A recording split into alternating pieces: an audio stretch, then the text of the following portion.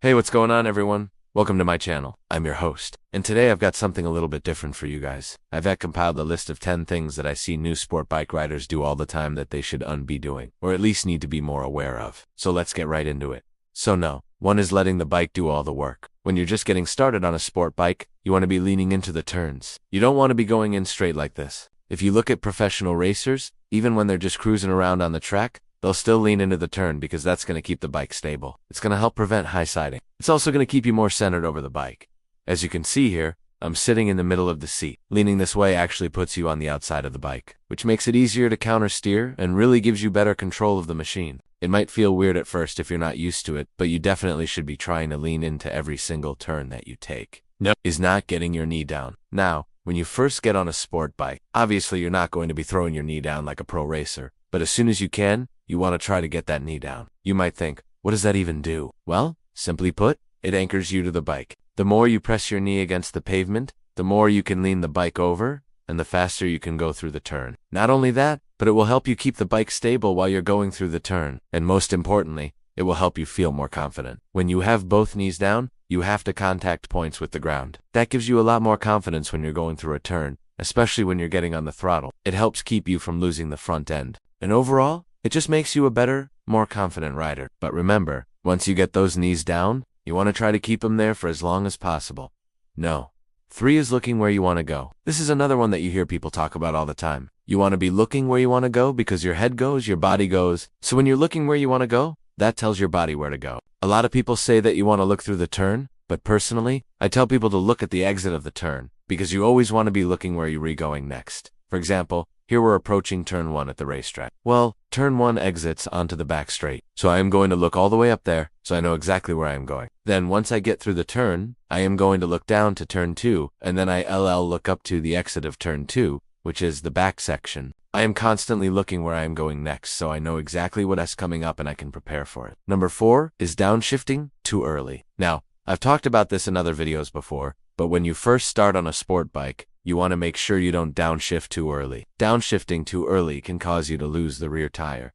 Let me show you what I mean. Here we are in first gear. We gone nah, come into the corner and a lot of people are gone nah, downshift right here. What happens when we downshift too early is that we kill the engine. That causes the rear tire to lock up. Instead of downshifting here, you want to wait until you get to the bottom of the turn, and then you can apply a little bit of throttle. Get the bike leaned over and then downshift into second gear. If you're coming into a corner slow enough where you don't have to downshift, that's even better. You want to carry that momentum through the turn? But remember, if you do have to downshift, wait until you get to the bottom of the turn, and then blip the throttle. Get the bike leaned over, and then downshift. No. 5 is turning into the corner too quickly. Now, I talk to a lot of people who say they taken a turn, and the bike starts to slide out from underneath them. More times than not, that's because they're turning into the corner too quickly. You want to make sure that you get the bike leaned over before you get on the throttle. Too many people, especially beginners, get on the throttle too early, and that causes the bike to slide out from underneath them. Let me show you what I mean. Here we are coming into the corner. Now we want to get the bike turned in. Once we get the bike turned in, then we can get on the throttle and lean the bike over more, but a lot of people do it backwards. They get on the throttle,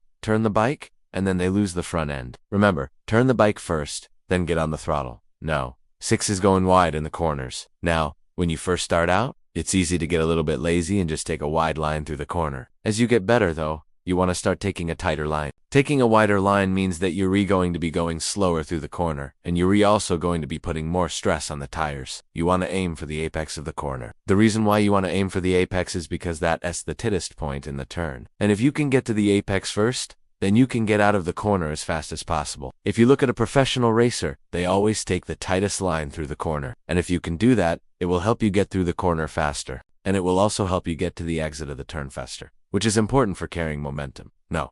7 is getting on the brakes too late. This is another big one. A lot of people don't realize how important it is to get on the brakes well before you get to the turn. If you wait to get on the brakes late, you gonna be going into the corner too fast and you gonna have to use the clutch to slow the bike down. And as we all know, you never want to use the clutch to slow the bike down. You want to use the brakes to slow the bike down, and then use the clutch to help you get through the corner. If you look at a professional racer, they start braking well before they even get to the turn. They know that they need to slow the bike down before they get in the turn so they can carry momentum through the corner. No. 8 is not knowing your limits. This is another big one. When you first get on a sport bike, you want to make sure that you know your limit. You don't want to be pushing the bike to its limit every time you ride. That's not only dangerous, but it's also not fun. When you first get on a sport bike, you want to take it easy. You want to get comfortable with the bike before you start pushing it to its limits. As you get better, you will start to feel more comfortable with the bike, and you will start to push it a little harder, but you never want to go beyond your limits. If you push the bike beyond your limits, you're gonna crash. It's that simple. You want to know your limits, and you want to stay within them. Number 9 is riding in a group that's too fast for you. Now,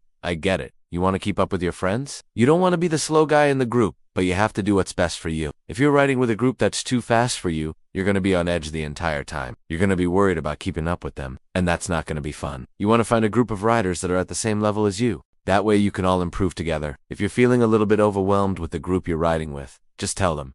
Most riders understand. And if they're good riders, they'll help you out. And finally, number 10 is not having fun. At the end of the day, this is supposed to be fun. You bought a sport bike because you wanted to go fast. You wanted to have fun. Don't forget to have fun. Don't get caught up in all the technical stuff. Just go out and enjoy yourself. Ride the bike like you stole it. And remember, you're lucky to be alive. You're on 2 wheels. Enjoy it. So that's it, guys. Those are 10 things that I see new sport bike riders do all the time that they probably shouldn't be doing. Hopefully you guys enjoyed this one. If you did, please leave a like. If you're new here and you like sport bikes, consider subscribing. And if you want to see more videos from me, check out my social media and follow me there as well. I'll see you guys in the next one.